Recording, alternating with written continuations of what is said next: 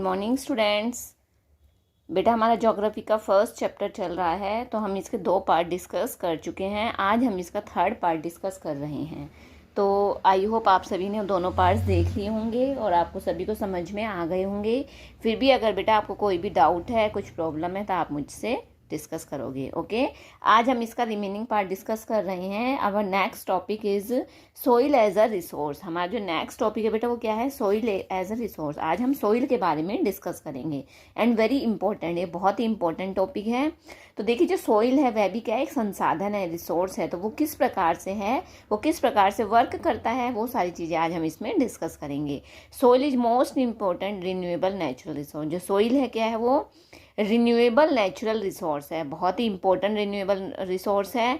और यह इस मतलब अलग अलग प्रकार के प्लांट की ग्रोथ के लिए, अलग अलग टाइप की लिविंग ऑर्गेनिज्म के लिए बहुत ही हेल्पफुल है। अगर सोइल नहीं होगी तो क्या है, हमारी अर्थ के ऊपर कोई भी लिविंग ऑर्गेनिज्म भी नहीं होंगे। और जो सोइल है इस लिविंग सिस्टम, ये क्या है? एक लिविंग सिस्टम है। और यह इसको बनने में हजारों लाखों करोड़ों वर्ष लग जाते हैं। और इसके अंदर बहुत सारी चीज़ें इसको इफ़ेक्ट करती हैं, जैसे relief, parent rock, bed rock, ये सारी चीज़ें। And climate, vegetation and other forms of life and time are important factors in formation of soil. Soil की फॉर्मेशन के अंदर बहुत सारी चीज़ें इसे इफ़ेक्ट करती हैं, बहुत सारे पॉइंट्स इसे इफ़ेक्ट करते हैं। उसमें क्या क्या आता है? Relief, parent rock, bed rock, climate, vegetation and other forms of life and time and various forces of nature such as, और बहुत सारे अलग अलग प्रकार के natural sources like change in temperature, actions of running water, wind, glaciers, activities of composers etcetera contribute to formation of soil. और ये सारी चीज़ें भी क्या हैं? सॉइल की फॉर्मेशन में बहुत हेल्पफुल होती हैं। Chemical and organic changes which take place in the soil are equally important. Chemical और इसके अलावा क्या है? केमिकल और ऑर्गेनिक चेंजेस भी इसके अंदर बहुत अधिक इफेक्ट करते हैं। देखिए बेटा, ये डायग्राम है। इस डायग्राम में बताया गया है कि जो सोइल है, सोइल प्रोफाइल दिया गया है इसके अंदर। तो ये क्या है? Unweathered parent bed rock. इसे अपक्षय रहित, मतलब जो चट्टानी बेड रॉक होता है, चट्टानी जो आधार होता है, वो है इसके अंदर। नेक्स्ट है substratum weathered parent rock material. इसके अंदर वेदर्ड मतलब मौसम से रिलेटेड, वेदर से रिलेटेड पेरेंट रॉक हैं। नेक्स्ट है subsoil weathered rock, sand and silt clay. इसके अंदर सिल्ट क्ले आती हैं। And last one is top soil, जिसके अंदर प्लांट्स की ग्रोथ होती है। इसे अपर सोइल लेयर भी कहा जाता है। ओके, आगे देखिए बेटा। नेक्स्ट है बेटा सोइल आज इक्वली इम्पोर्टेंट। जो सोइल है ये बहुत ही, मतलब इसके अंदर बहुत सारी चीज़ें इसको इफेक्ट करती हैं। Soil also consist organic and inorganic material. Soil के अंदर ऑर्गेनिक और इनऑर्गेनिक दोनों प्रकार के मटेरियल इसमें इंक्लूड होते हैं। अब on the basis of factors soil formation, colour, thickness, texture, age, chemical and physical properties, soils are classified into different types. Soils को बहुत सारे अलग अलग टाइप्स के अंदर इसे क्लासिफाइड किया गया है। Classification of soil, now we discuss classification of soil. जो सोइल है उसे कितने प्रकार में बांटा गया है? There are different type of soils. India has varied relief features, landforms, climatic realms, vegetation types, and all are contribute in development of various types of soil. Okay, first one is alluvial soil and is most important soil. Alluvial को हिंदी में बोला जाता है बेटा जलोढ़, जलोढ़ मिट्टी या जलोढ़ मृदा। तो देखिए, जो एलुवियल सोइल है, अब हम उसके बारे में डिस्कस करते हैं। जो एलुवियल सोइल है बहुत ही इंपॉर्टेंट है और इंडिया के बहुत बड़े एरिया के अंदर ये स्प्रेड है, फैली हुई है। तो एंटायर नॉर्दर्न प्लेन, मतलब पूरा जो नॉर्थ एरिया है, नॉर्दर्न प्लेन है, वहाँ पर वो कम्प्लीटली क्या है? एलुवियल सोइल से बना हुआ है। और इसके अलावा हिमालय, जो हिमालय रेंज है, हिमालय जो 3 इम्पोर्टेंट रेंज हैं, उसमें इंदुस, गंगा और ब्रह्मपुत्र, जो 3 मेन जो रिवर्स फ्लो होती हैं, वो उन तीनों का जो एरिया है वो भी किसका बना है? एलुवियल सोइल से ही बना हुआ है। और इसके अलावा यह राजस्थान और गुजरात का जो पूरी एक राजस्थान और गुजरात के अंदर जो पूरी इसका एक जो एरिया है वो भी किसका है? एलुवियल सोइल से ही बना हुआ है। बहुत बड़ा एरिया है राजस्थान का जिसमें एलुवियल सोइल पाई गई है। एंड इसके अलावा alluvial soil found in eastern eastern coastal plain के अंदर भी पाई जाती है, इन particular in deltas of Mahanadi, Krishna, Godavari and Kaveri. In 4 reverse के द्वारा जो बड़े बड़े डेल्टाज बनते हैं वहाँ पर भी कौन सी एलुवियल मिट्टी, एलुवियल सॉइल ही पाई गई है। ओके, आगे देखिए बेटा, alluvial soil consist of various proportions of salt, silt and clay. जो एलुवियल सॉइल है इसके अंदर बहुत बड़ी मात्रा के अंदर सैंड, सिल्ट और क्ले बहुत अधिक मात्रा में पाया गया है। और इसके अलावा ये जो रिवर वैलीज़ हैं, नदी घाटियाँ हैं, उसके वहाँ पे भी ये एलुवियल सॉइल ही पाई गई है। और वहाँ पर सॉइल पार्टिकल्स, मिट्टी के छोटे छोटे पार्टिकल्स और बड़े साइज के जो बड़े बड़े कण होते हैं मिट्टी के, वो भी वहाँ पर पाए गए हैं। और जब हम जो रिवर वैली का जो ऊपर अपर एरिया होता है वहाँ पर क्या है, इसके सोइल्स आर कोर्स, वहाँ पे इसके बिखरे हुए टुकड़े पाए गए हैं। And such soil are more common in piedmont plain such as Duars, Chos and Terai. और ये सारे एरियाज कहाँ, ये सारे दुरास, चोज और तराई एरिया के अंदर पाए गए हैं। Apart from size of their grains और कंपोनेंट्स, अलग अलग प्रकार के साइज और अलग अलग कंपोनेंट्स के द्वारा यहाँ पे इसके अंदर क्या है, इनकी एज के according soils are also described on basis of age. इसके एज के अकॉर्डिंग भी इसे डिस्ट्रीब्यूट किया गया है। According to their age, alluvial soil को इसके एज के अकॉर्डिंग इसे 2 टाइप्स में डिवाइड किया गया है। ओल्ड अलुवियल को बांगर कहा गया है, न्यू अलुवियल को खादर कहा गया है। जो बांगर है उसके अंदर बहुत अधिक मात्रा के अंदर कंकर नोड्यूल्स पाए गए हैं खादर के अपेक्षा, और लेकिन जो खादर है वो क्या है, बांगर से मोर फर्टाइल, बहुत अधिक फर्टाइल होती है। मतलब खादर ज़्यादा फर्टाइल होती है, बांगर इतनी फर्टाइल नहीं होती है। ओके, आगे है बेटा, एलुवियल सॉइल क्या है, बहुत ही अधिक फर्टाइल होती है, बहुत उपजाऊ मिट्टी होती है। और इसके अंदर बहुत अधिक मात्रा में पोटाश, फॉस्फेरिक एसिड और लाइम पाया गया है, जिसके अंदर शुगर केन, पैडी, वीट और सैरेल और पल्सिस को ग्रो करने के लिए बहुत ही अधिक इम्पोर्टेंट है, बहुत हेल्पफुल है। और इसकी हाई फर्टिलिटी की वजह से regions of alluvial soil are intensively cultivated and densely. देखिए इसके अंदर बहुत अधिक क्या है, ये फर्टाइल है, तो इस वजह से क्या है, यहाँ इसके अंदर बहुत सारी फसलों को ग्रो किया जाता है। और यही रीज़न है कि ये जो जहाँ पर एलुवियल सॉइल पाई जाती है वहाँ पर जनसंख्या, पॉपुलेशन भी बहुत अधिक मात्रा के अंदर पाई जाती है। Soils in drier areas are more alkaline and can be productive after proper treatment and irrigation। और इसके अलावा जो शुष्क एरियाज़ हैं, ड्राई एरियाज़ हैं, जहाँ पर ये ड्राई होता है, जो सूखे जो एरियाज़ हैं वहाँ पर क्या होता है, सूखे एरिया के अंदर अगर इनको सही तरीके से इनकी मात्रा क्या होती है, क्षारीय हो जाती है, मतलब कम इसके अंदर पानी की कमी की वजह से क्या है, अगर इसको सही तरीके से यूज़ किया जाए, सही तरीके से इसको ट्रीट किया जाए, तो उसके अंदर भी क्या है, इरिगेशन की जा सकती है, एग्रीकल्चर करके इसके अंदर क्रॉप्स को ग्रो किया जा सकता है। तो ये वाली थी बेटा एलुवियल सॉइल। नेक्स्ट है हमारी black soil. Second one is black soil. Black में देखिए, these soils are black in colour and are also known as regur soil. जो ब्लैक सॉइल है उसे क्या है, रेगुर सॉइल के नाम से भी जाना जाता है। और ये कलर के अंदर क्या है, ब्लैक कलर में होती है। एंड जो ब्लैक कलर है वो इसके अंदर क्या है, कॉटन की ग्रोथ के लिए बहुत ही ज़्यादा इम्पोर्टेंट होती है, इसलिए इसे ब्लैक कॉटन सॉइल के नाम से भी जाना जाता है। ब्लैक कॉटन सॉइल किसे कहा गया है, ब्लैक सॉइल को ही कहा गया है, क्योंकि इसके अंदर कॉटन की पैदावार सबसे ज़्यादा होती है। और इसके अलावा It is believed that climatic conditions along with parent rock material are important factors for formation of black soil। और जो black soil है उसका जो formation होता है वो किसकी वजह से होता है, climatic condition की वजह से इसका formation होता है। और इस प्रकार की जो soil है वो कहाँ पर सबसे ज़्यादा पाई गई है, डेक्कन ट्रैप में सबसे ज़्यादा पाई जाती है। वहाँ इसे बेसाल्ट के नाम से जाना जाता है। बेसाल्ट जहाँ पर मतलब ये नॉर्थ वेस्ट डेक्कन प्लेटू है वो वाला एरिया, और ये मोस्टली क्या है, लावा से बना हुआ एरिया है।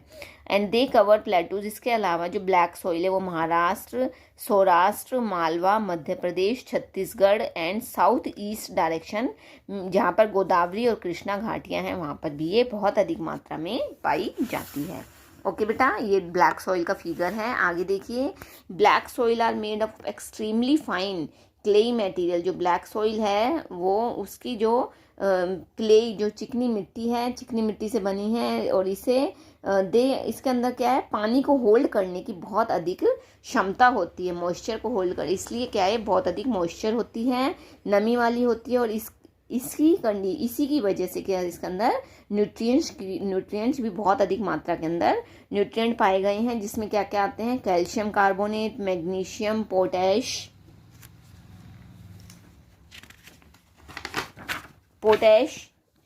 एंड लाइम, और ये सारे न्यूट्रिएंट्स इसके अंदर पाए जाते हैं। Okay, these soils are generally poor in phosphoric, लेकिन इसके अंदर फास्फोरस की इसके अंदर सबसे ज़्यादा कमी होती है।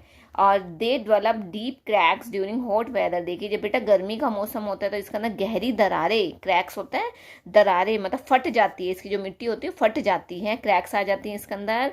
और जब मिट्टी फट जाती है तो उसके अंदर जो प्रॉपर मिक्सचर ऑफ एयर होता है, एरिएशन ऑफ सॉइल होता है, इसके अंदर क्या है, दरारें बनने की वजह से, क्रैक्स की वजह से इसके अंदर क्या है, प्रॉपर एयर का मिक्सचर हो जाता है, एयर इसके अंदर मिक्स हो जाती है। And these soils are sticky, और जब सर्दियां होती हैं मतलब नमी वाले मौसम के अंदर क्या है, चिपचिपी हो जाती है और इसके अंदर कार्य करना बहुत मुश्किल हो जाता है। तो इसीलिए जब फर्स्ट प्री मानसून का पीरियड जो होता है उसके अंदर ही क्या है, इसके अंदर तुरंत कार्य करना स्टार्ट कर देते हैं, तुरंत इसमें क्रॉप्स ग्रो करना स्टार्ट कर देते हैं। अदरवाइज जब ज़्यादा बारिश हो जाती है तो इसके अंदर क्या है, ये चिपचिपी हो जाती है, स्टिकी हो जाती है और उसके अंदर फिर फसलों को ग्रो नहीं किया जा सकता। तो ये थी बेटा ब्लैक सॉइल। नेक्स्ट है red and yellow soil. Red और येलो सॉइल में देखिए जो रेड सॉइल है वह इग्नियस रॉक से मिलकर बनी है और ये ईस्टर्न और सदर्न पार्ट्स ऑफ डेक्कन प्लेटू के ईस्टर्न और सदर्न पार्ट में पाई गई है। और येलो एंड रेड सॉइल इसके अलावा ये Orissa, Chhattisgarh and middle Ganga plain के अंदर भी पाई जाती है और ये वेस्टर्न घाट के जोन में भी पाई जाती है। The soil develop a reddish colour. इसका जो रेड कलर होता है वो किस वजह से होता है, due to diffusion of iron in crystalline and metamorphic rocks. इसका जो लाल रंग होता है वह इसके अंदर जो लाल रंग है वह आग्नेय और ये आपकी इग्नियस और जो आपकी ये वाली रॉक्स होती हैं, इग्नियस रॉक्स और क्रिस्टलाइन जो मेटामॉर्फिक रॉक्स होती हैं, इन दोनों के अंदर जो लोहा पाया गया उसकी वजह से इसका कलर क्या होता है, रेड कलर इसका पाया जाता है।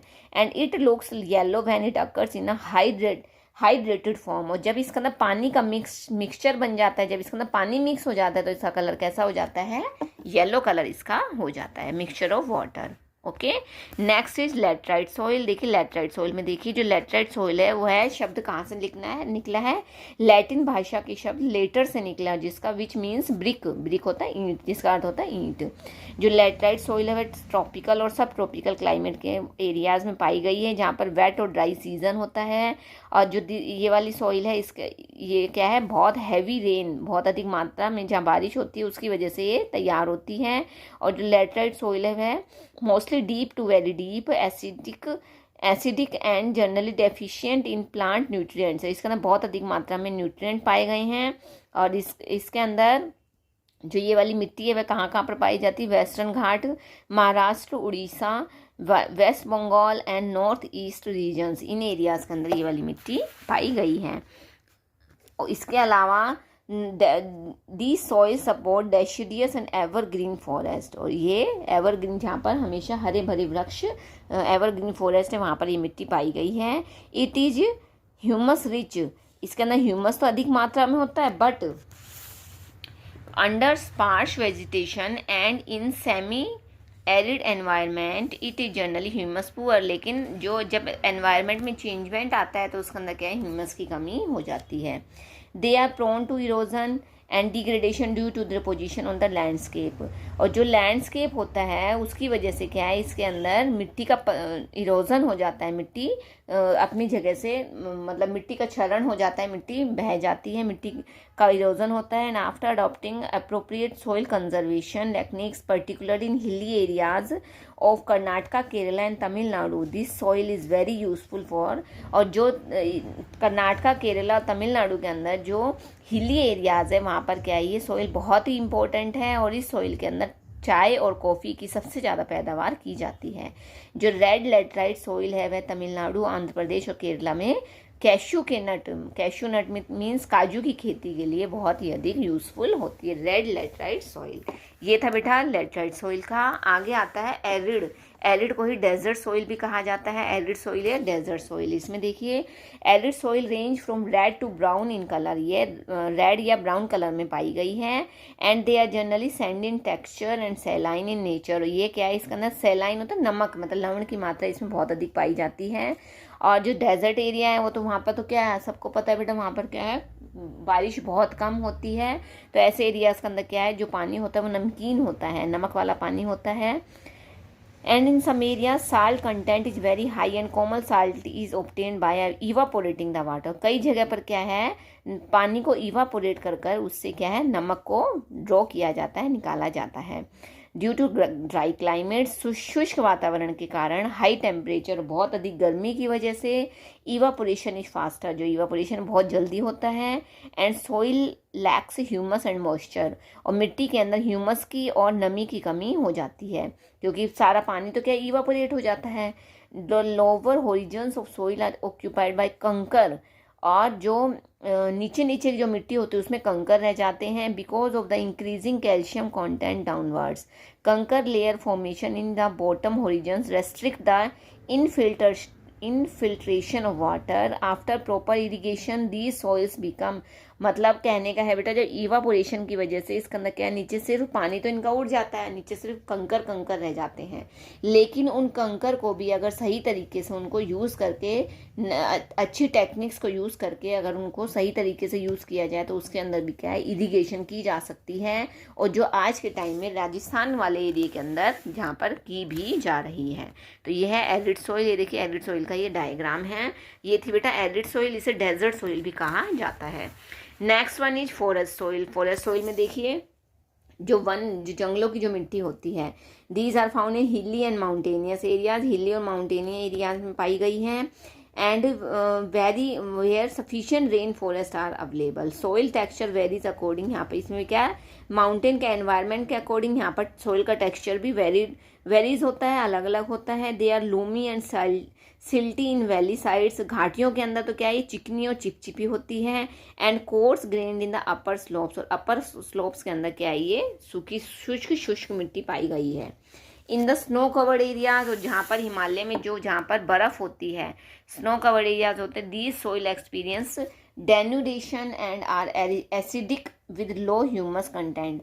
और जो बर्फ़ वाले एरियाज होते हैं वहाँ पर क्या है, ये जो मिट्टी है वो कैसी होती है, एसिडिक होती है, जिसके अंदर ह्यूमस की मात्रा बहुत ही कम होती है। डेनुडेशन होता है बेटा अनकवरिंग, जिसका ऊपर का एरिया हट जाता है। The soils found in lower parts of valley particularly on river terrace and alluvial fans are fertile. और जो यहाँ पर जो इसकी जो टेरिस के ऊपर जो एलुवियल जो घाटियाँ होती हैं वहाँ पर क्या है, इसकी जो मिट्टी होती है वो थोड़ी सी उपजाऊ पाई गई है, उपजाऊ पाई जाती है। ओके, ये था बेटा आपका कौन सी है वाली, फॉरेस्ट सोइल है ये वाली आपकी। नेक्स्ट वन है, नेक्स्ट है हमारा टॉपिक आता है, ये आपके अलग अलग टाइप के सोइल्स थे। नेक्स्ट है soil erosion and soil conservation. Soil erosion होता है बेटा मिट्टी का पतन या अपरदन से बोला जाता है, और कंजर्वेशन होता है how we conserve the soil, हम कैसे मिट्टी को सेव कर सकते हैं, इसे बचा सकते हैं। तो denudation of the soil cover and subsequent washing down is described as soil erosion. देखिए सोइल इरोजन क्या होता है, जब ऊपर की मिट्टी कट जाती है, हट जाती है, और जब वो पानी के साथ बह जाती है तो इसे ही क्या है, सोइल इरोजन कहा जाता है। बारिश के दिनों में क्या है, ऊपर की मिट्टी लूज होती है और वो पानी के साथ बहकर चली जाती है। लेकिन जो मिट्टी पानी के साथ बहकर चली जाती है बहुत ही फर्टाइल होती है, तो उसकी सारी फर्टिलिटी भी बह जाती है। तो इसीलिए कहा गया है कि जो सोइल इरोजन है उसे रोकना बहुत ज़रूरी है। और जो process of soil formation and erosion, ये दोनों ही प्रोसेस क्या है, साथ साथ चलते हैं। मिट्टी का बनना, मिट्टी का कटना, ये दोनों, कटाव और बनाव, ये दोनों साथ साथ चलते हैं। लेकिन बट इनमें बैलेंस होता है, but sometime this balance is disturb due to human activities. लेकिन ह्यूमन की एक्टिविटीज़ ने इस बैलेंस को डिस्टर्ब कर दिया है, आज सब कुछ चेंज हो गया है। जो कौन कौन से एक्टिविटीज़ हैं, like deforestation, overgrazing, construction and mining, इन सभी की वजह से क्या है, जो ये सारी ह्यूमन एक्टिविटीज़ हैं, जिस वजह से क्या है, इन दोनों का जो बैलेंस है वो डिस्टर्ब हो गया है। इसके अलावा natural forces like wind, glacier, water lead to soil erosion, और इसके अलावा नेचुरल जो एक्टिविटीज़ हैं उसके द्वारा भी क्या है, सॉइल का इरोजन होता है।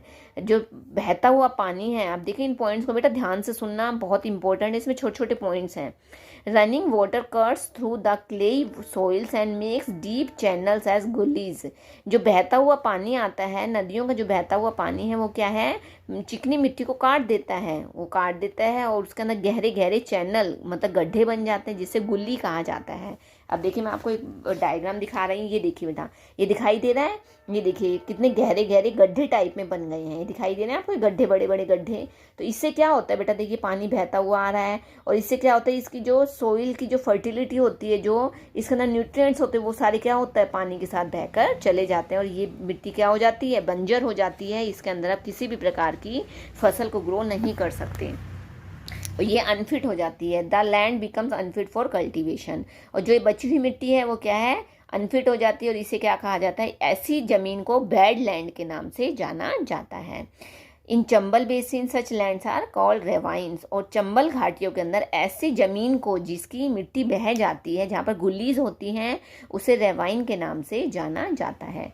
कई बार देखो बेटा क्या होता है, sometime water flows as a sheet over large areas down a slope. कई बार क्या होता है बेटा कि पूरे जो स्लोप जो एरियाज होते हैं वहाँ पर क्या है, पूरी मिट्टी की परत पूरी शीट की शीट बह जाती है, और इस केस के अंदर, in such cases, the top soil is washed away. जो मैंने आपको जस्ट अभी बताया कि जो ऊपर की जो फर्टाइल जो मिट्टी होती है, फर्टिलिटी होती है, वो क्या सारी उसके साथ सोइल इज वॉश्ड अवे मतलब बह जाती है, और this is known as sheet और इरोजन। इसे क्या नाम दिया गया, शीट इरोजन, मतलब पूरी एक परत की परत बह जाती है, उसे शीट इरोजन कहा जाता है।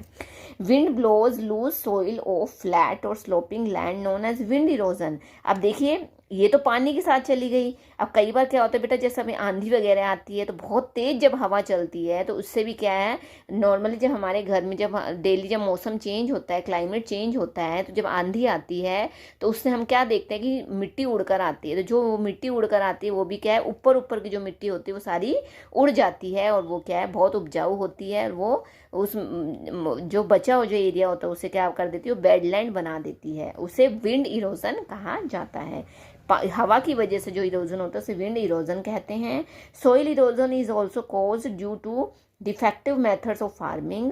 अब जो सोइल इरोजन है वो क्या है, अलग वो जो फार्मिंग के जो मेथड्स होते हैं, गलत तरीकों के कारण भी क्या है, सोइल का इरोजन होता है। जैसे ploughing is in a wrong way, that is up and down the slope from channels for the quick flow of water leading to soil erosion. जैसे जो खेतों के अंदर जब हल जोता जाता है, प्लोइंग की जाती है, तो गलत तरीके से क्या है, जब प्लोइंग की जाती है तो इसकी वजह से भी क्या है, सॉइल का इरोजन होता है। Ploughing along the contour lines. अब बेटा ये भी बहुत इंपॉर्टेंट है, इसको ध्यान से सुनना, इसमें बहुत सारे पॉइंट्स हैं इसके अंदर भी। Ploughing along the contour lines can decelerate the flow of water down the slopes. अब देखिए अगर हम जो प्लोइंग खेतों के अंदर जो हल जोतते हैं उसको क्या, अगर सही तरीके से उसको कॉन्टूर लाइन के अकॉर्डिंग ही उसे अगर हम प्लोइंग करते हैं, तो इससे क्या है, पानी के बहाव के साथ जो मिट्टी बहती है तो वो क्या है, डेसिलरेट हो जाती है, यानी कि रिड्यूस हो जाती है, वो कम हो जाती है, मिट्टी का पतन कम होता है।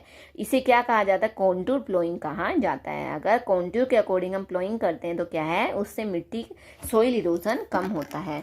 Steps can be cut out on the slopes making terraces. इसके अलावा टेरेस बनाकर भी क्या है, वहाँ पर अगर खेती की जाती है तो इससे भी क्या है, सोइल इरोजन को रोका जा सकता है। टेरेस फार्मिंग होती है ना, सीढ़ी नुमा, मतलब सीढ़ी बनाकर क्या है, जो खेती की जाती, कृषि की जाती है। टेरेस कल्टीवेशन रेस्ट्रिक्ट इरोजन, ये भी क्या है, इरोजन को रोकती है। Western and central Himalayas have well developed terrace farming.